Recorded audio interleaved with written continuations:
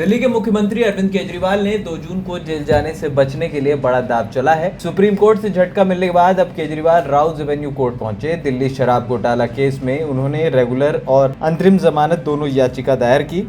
Rouse Avenue court में गुरुवार को 2 बजे सुनवाई हुई। ईडी ने अरविंद केजरीवाल की याचिका का विरोध किया। ईडी ने कहा कि अगर उनकी सेहत खराब है तो वो इतने जोर शोर से चुनाव प्रचार क्यों कर रहे थे। आबकारी नीति घोटाला केस में गिरफ्तार होने के बाद अरविंद केजरीवाल ने पहली बार नियमित जमानत की अर्जी लगाई है। अभी वो अंतरिम जमानत पर 1 जून तक जेल से बाहर है। ईडी की तरफ से एएसजी एसवी राजू ने अरविंद केजरीवाल की याचिका पर जवाब दिया। उन्होंने कहा कि मुझे अभी एक कॉपी मिली है, मुझे जवाब दाखिल करने के लिए समय चाहिए। उन्होंने कहा कि अरविंद केजरीवाल पंजाब में चुनाव प्रचार कर रहे हैं। ईडी ने सवाल किया कि क्या उनका स्वास्थ्य उन्हें चुनाव प्रचार करने से नहीं रोक रहा। उन्होंने बहुत जोर शोर से अपनी पार्टी का प्रचार किया है और अब अंतिम समय में जमानत याचिका दायर की जा रही है। उनके आचरण के कारण उन्हें जमानत नहीं मिलनी चाहिए। ईडी की तरफ से पेश वकील एसपी राजू ने कहा कि केजरीवाल हर जगह चुनाव प्रचार कर रहे हैं, कई जगहों पर जाकर वो रैली को संबोधित भी कर रहे हैं। ईडी ने कहा कि हम केजरीवाल की रेगुलर और अंतरिम जमानत पर अपना जवाब दाखिल करेंगे। इसके बाद राउज एवेन्यू कोर्ट ने अरविंद केजरीवाल की रेगुलर और अंतरिम जमानत याचिका पर ईडी को नोटिस जारी किया।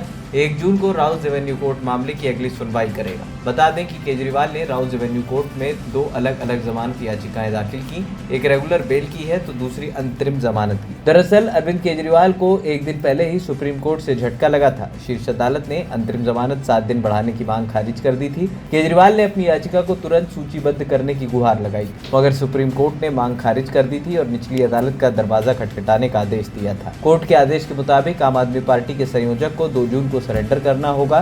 सुप्रीम कोर्ट की रजिस्ट्री ने याचिका स्वीकार करने से इनकार करते हुए कहा था कि चूंकि केजरीवाल को नियमित जमानत के लिए निचली अदालत जाने की छूट दी गई है तो ये याचिका सुनवाई योग्य नहीं है।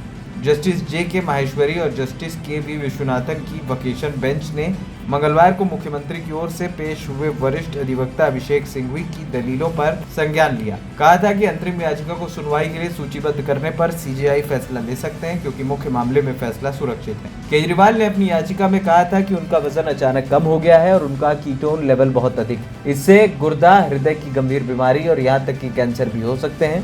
उन्होंने पैट, सीटी स्कैन सहित कुछ अन्य मेडिकल टेस्ट कराने के लिए अंतरिम जमानत की अवधि 7 दिन बढ़ाने की मांग की। केजरीवाल ने 26 मई को दायर अपनी याचिका में कहा था कि वो जेल लौटने के लिए 2 जून के बजाय 9 जून को सरेंडर करना चाहते हैं। एएनपी टाइम्स की रिपोर्ट।